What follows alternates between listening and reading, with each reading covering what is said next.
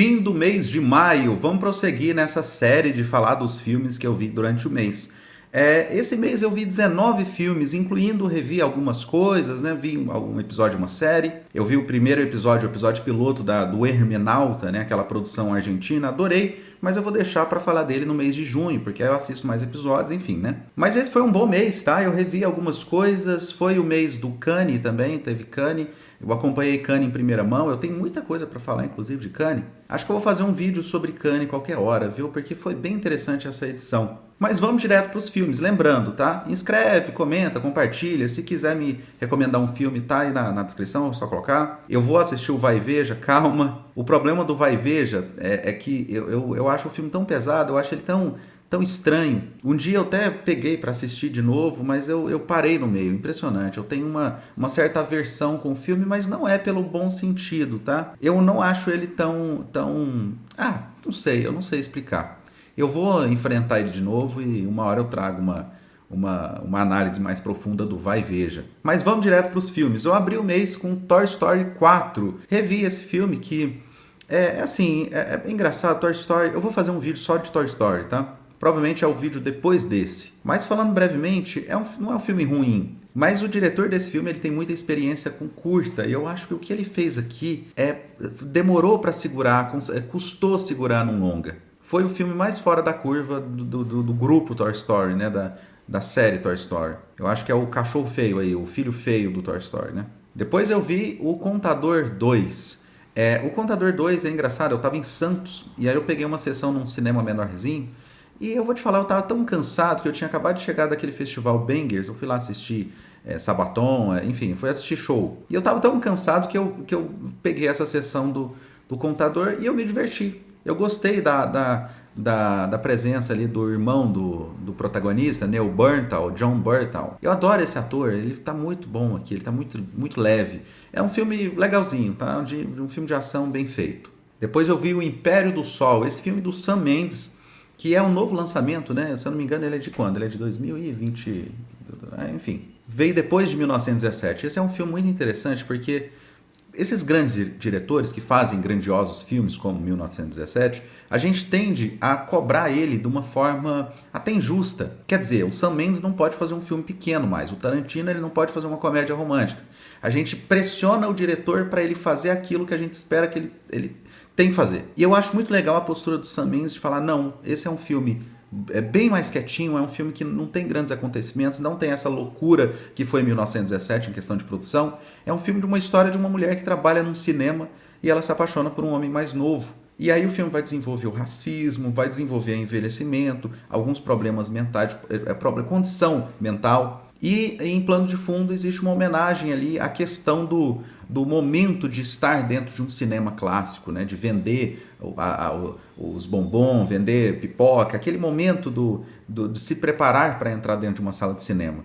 E o filme vai tratar isso de uma forma bem delicada, então é um filme bem bonitinho. Eu recomendo o Império do Sol, ou Império da Luz, eu acho que é Império da Luz em português, né? Porque depois eu vi Rambo, First Blood, o primeiro Rambo.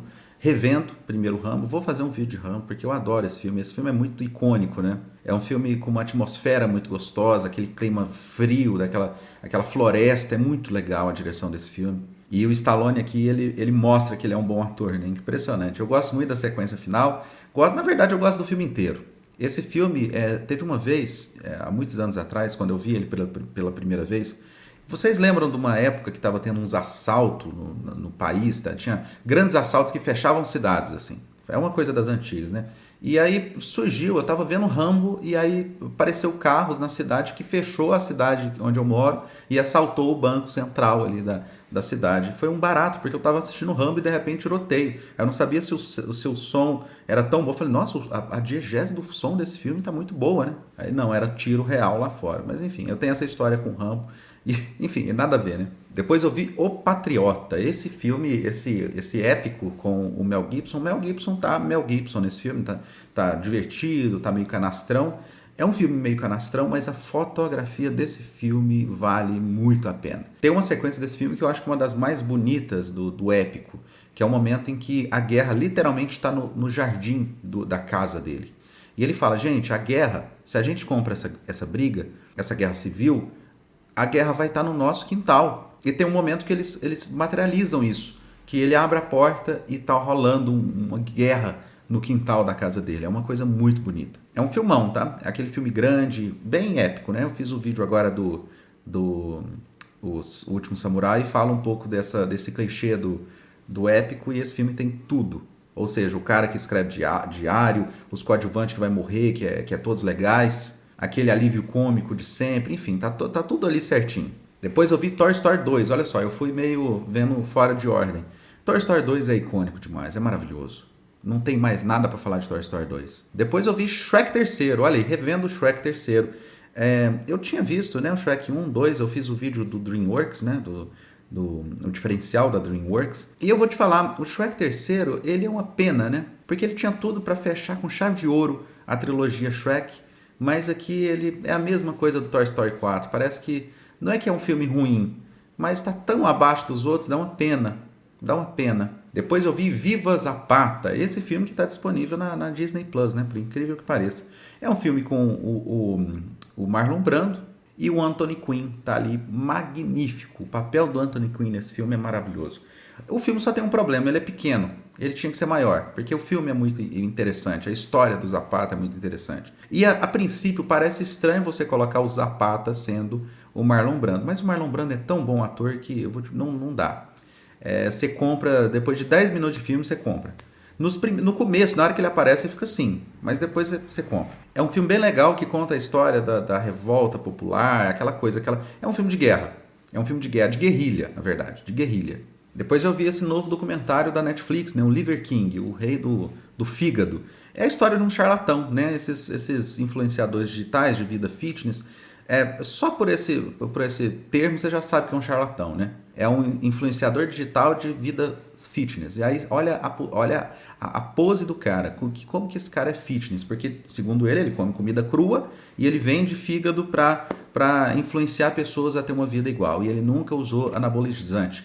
O filme fica segurando essa informação de será que ele usou ou não? E, gente, é tão óbvio, é tão na cara. Eu não sei vocês, mas esses caras, esses charlatão, eu não sei como é que eles enganam as pessoas. Eu acho que as pessoas estão tão burras, né? Então, assim, o filme perde força pra mim porque ele é tão óbvio que não tem segredo nenhum. Claro que ele usa anabolizante, claro que é um charlatão. E no final eu ainda sinto que é um filme tentando trazer o rei do fígado de volta, porque depois de um tempo ele sumiu da rede social e atualmente ele voltou ativo. E parece que é um filme tributo no final. Ele tem uma redenção. Não gostei não. Depois eu vi essa minissérie, a história de Fred e Rose West, que é American não,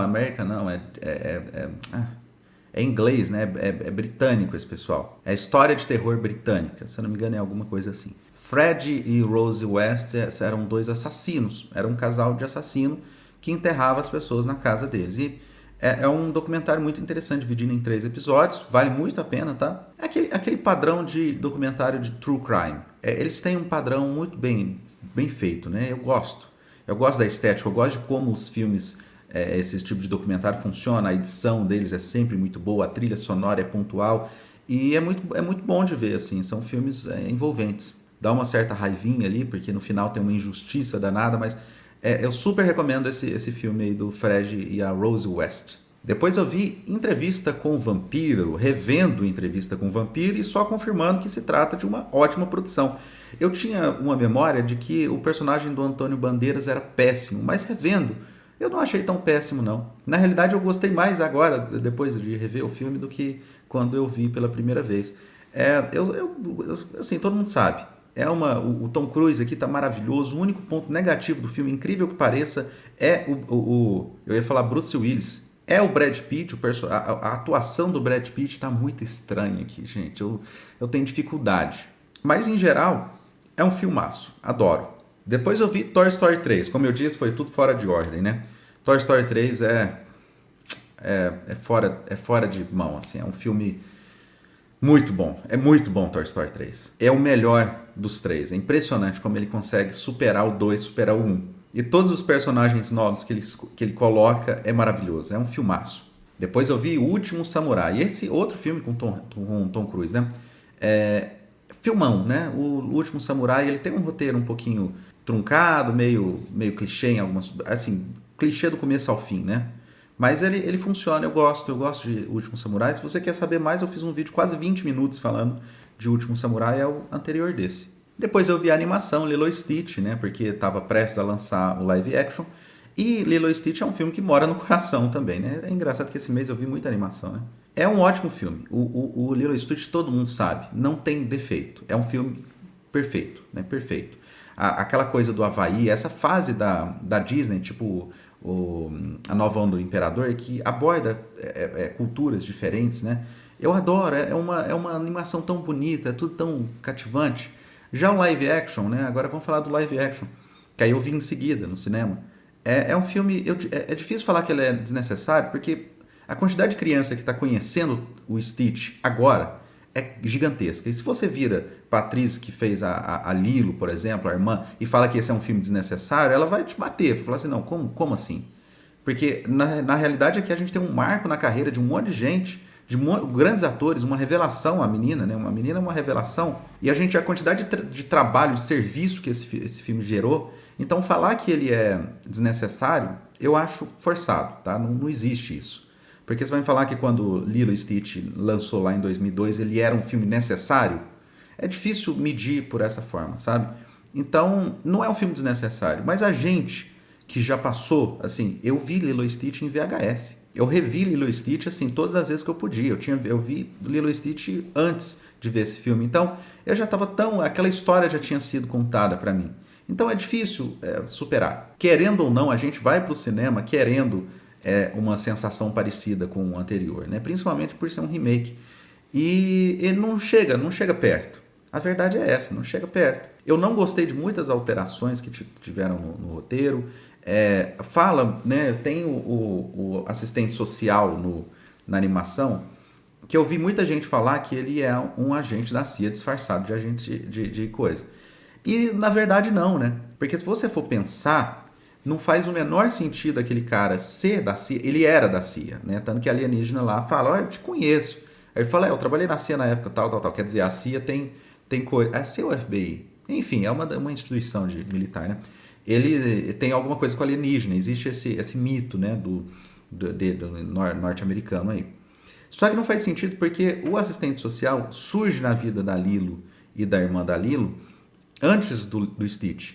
Então, na animação, ele não era um cara que estava ali investigando, né? E aí no filme ele virou um investigador do Stitch. E eu não concordo, eu não gostei, não. Eu não gostei da nova personagem que colocaram, que é a senhorinha que mora ali do lado. Que aí, por exemplo, aquela cena que ela pede um amigo para a Estrela Cadente, a irmã ouve. E a irmã ouvir é o que faz ela levar ela no canil para pegar um cachorro. Já aqui, ela ouve, ela pediu um amigo, e na próxima cena a Lilo tá sozinha indo no canil, ela pega o Stitch e a irmã briga com ela em casa. Então, pra quê? Por que essas alterações? Eu não entendi. Então, tem muita coisa que eu não gostei, não achei legal o Lilo e Stitch Remake, não, mas é um filme bacana para apresentar o Stitch para a nova geração, né? Depois eu vi esse filme regional, né? A Mulher na Caixa. Esse filme ainda não lançou, eu peguei uma exibição teste, então é um filme que ainda não está em circulação. Ele foi gravado com aquele ator brasileiro, o Henry Castelli, né, que é um ator das antigas aí da televisão. E aqui ele está exatamente da forma com que a gente espera que um ator da televisão esteja. Não falando mal, mas o ator de novela, ele é muito expansivo, é muito fora do que o cinema precisa, às vezes, e fica muito overacting. E o filme é a história de uma moça presa numa caixa, né, e aí a gente tem uma reviravolta. Lembra o Enterrado Vivo, porque o filme é meio confinado. E tem um vilão estereotipado que é o Henry Castelli. É um filme, como eu disse, a produção, a gente de certa forma esteve envolvido, minha esposa foi maquiadora do filme, eu fui no set há alguns dias, né? Inclusive agora, hoje eu estou finalizando mais um filme da mesma produtora, que é Arte Barata, então são produções que eu estou meio que por dentro ali. Então eu sei muita coisa de bastidor que é engraçado. Mas é um filme interessante, pode ser que saia aí nos cinemas nacionais aí em breve. Depois eu vi The Climb, né, na reta final aí do mês, o penúltimo filme, que é um filme de um diretor chamado Michael Covino, que é um cara que está em Cannes, né, ele participou agora de Cannes com um filme extremamente divertido, chamado Splitville. E aqui é um filme de comédia, não é uma comédia exatamente do que a gente espera de uma comédia, não. Ele é um pouquinho mais, digamos, sutil na comédia. É a história de dois amigos de uma convivência muito complexa. É um filme que faz pensar. Eu gostei de The Climb. O último filme do mês foi essa desgraça aí, esse filme horrível. Nossa, que raiva. Eu lembro de ver esse filme no cinema. É o Massacre da Serra Elétrica 3D.